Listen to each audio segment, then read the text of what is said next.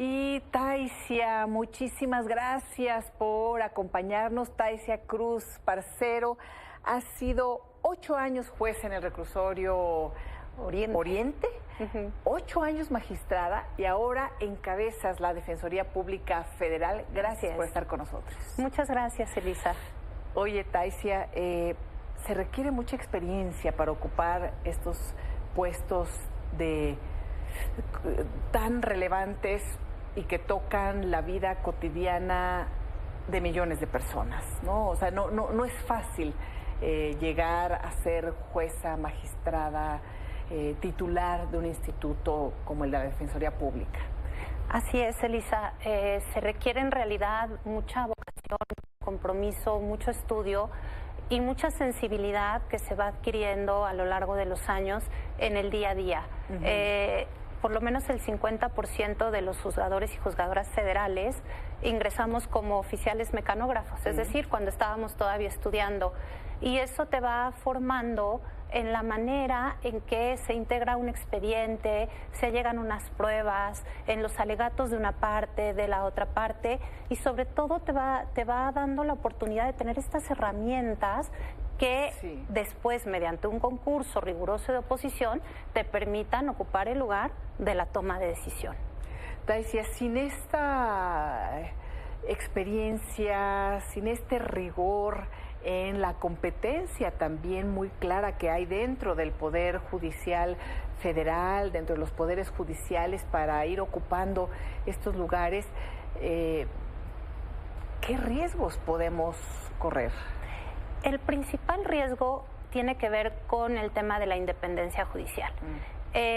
Cuando tú accedes a un cargo mediante requisitos que pueden tener que ver con esto que llamamos carrera judicial, que es la herramienta institucional para seleccionar a las personas que ocupan los lugares de decisión en las judicaturas, o bien mediante concursos de oposición que pueden ser abiertos, lo cierto es que ahí garantizas que la persona que ocupa el cargo de jueza, de juez, tenga conocimiento técnico suficiente, pero además que no le deba su cargo a nadie, no está ahí para quedar bien con nadie. La decisión, la toma de decisión normalmente no es popular.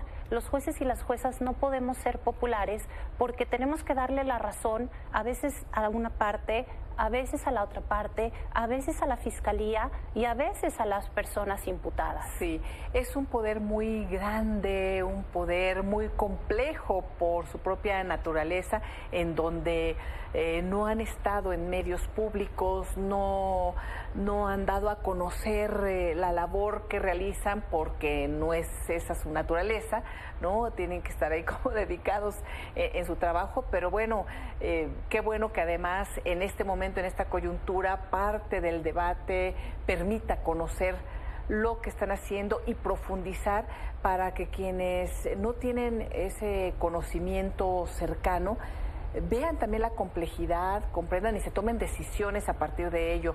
Yo no quiero imaginar si no hubieras tenido esta experiencia que de pronto llegaras y fueras electa magistrada o jueza cuando estabas empezando como oficial mecanógrafo, saliendo de la escuela, ¿no? Saliendo de la escuela. ¿Qué hubiera pasado, Taisia? ¿No? No, digo, serías muy entusiasta y qué bien, con mucha frescura, como dice el presidente, pero... Me parece que aquí hay una falta de comprensión y de conocimiento de lo que se hace en los poderes judiciales, no solo en el Poder Judicial. Sí hay una justicia, digamos la justicia de barandilla, que además se tiene también muy abandonada, que es la justicia cívica, que es el juez cívico el que atiende el daño en un vidrio, golpes mínimos, riñas mínimas entre vecinos. Y aquí sí hay una parte de cercanía con las personas y una parte, si tú quieres, muy intuitiva de impartir esta justicia digamos, de primer contacto con las personas.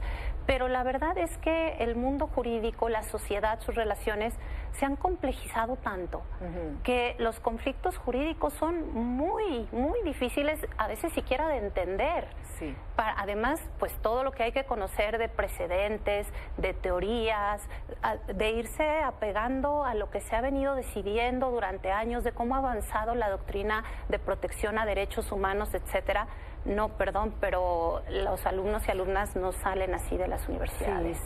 Y hay asuntos que me gustaría que nos platicaras de un caso muy concreto, Taisia, porque la injusticia que vivimos en el día a día, y ya lo hemos dicho aquí, el 90% de los casos se quedan en las fiscalías, ni siquiera pasan a jueces y a juezas, ¿no? Es decir, la gran impunidad en este país se encuentra en las fiscalías, que es además el primer contacto también con la ciudadanía a través de los ministerios públicos, y de ello se habla poco, pero se sufre mucho, ¿no? Tal es el caso que uno de tantos que llevan de alto impacto, porque hemos platicado aquí de varios, ahora el de Verónica y Eric Razo. Así es. Que estuvieron presos, son dos hermanos, estuvieron presos 11 años. Más de 11 años. Más de 11 años, pero esta historia de terror no termina. Las fiscalías insisten y platícanos qué ha pasado en este caso que ahora atiende el Instituto de la Defensoría Pública Federal. Taisia. Sí, Elisa, este caso de los hermanos Razo lo acompañó el Instituto Federal de Defensoría Pública y justo es un proceso penal que se le siguió por secuestro y delincuencia organizada bajo el sistema anterior, es decir, el sistema mixto, antes de que viniera este cambio a los juicios orales, al sistema acusatorio. 11 años, más de 11 años se tuvo que litigar el asunto para lograr echar abajo las pruebas falsas de la Fiscalía, detención ilegal, arraigo ilegal, tortura sexual contra Verónica y prisión preventiva oficiosa todo ese tiempo sin sentencia.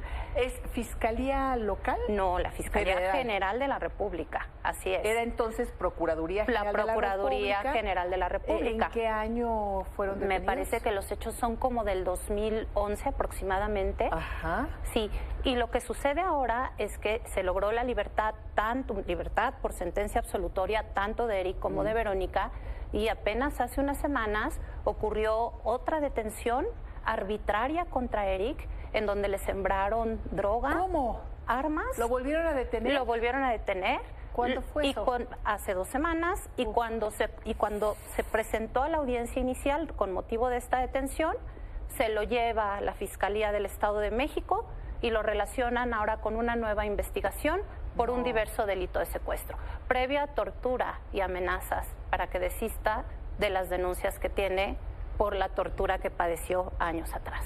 Así están las cosas. Y eso no se va a arreglar si llegan jueces y juezas electos por voto popular. Esas injusticias, esas arbitrariedades que hay en el sistema de justicia penal no se van a remediar solamente cambiando a los jueces y a las juezas. Necesitamos jueces y juezas valientes, independientes, que sepan decirle que no a las fiscalías.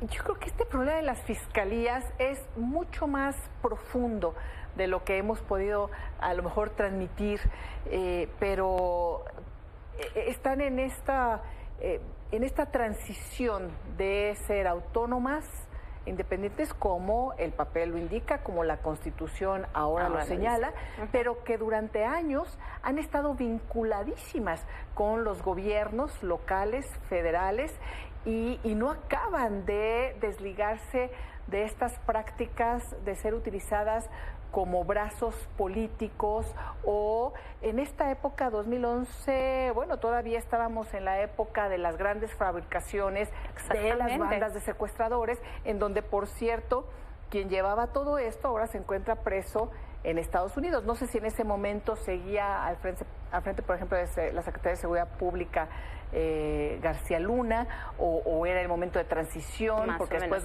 en 2012 ya concluye como funcionario, pero se encuentra preso en Estados Unidos por vínculos con el narco. La persona que hacía las detenciones, como en el caso de Israel Vallarta, que vemos tortura en vivo y a todo color, está presa por tortura, aunque no acusada por toda esta estructura que es Cárdenas Palomino. Es decir, no es posible que no únicamente continúe la impunidad contra esos funcionarios, sino se sigan protegiendo y las prácticas se sigan repitiendo, y ahora lo amenacen para que, por favor, deje de señalar tortura de lo que sucedió en aquella época. Y por eso justamente, Liz, es de lo que queremos hablar.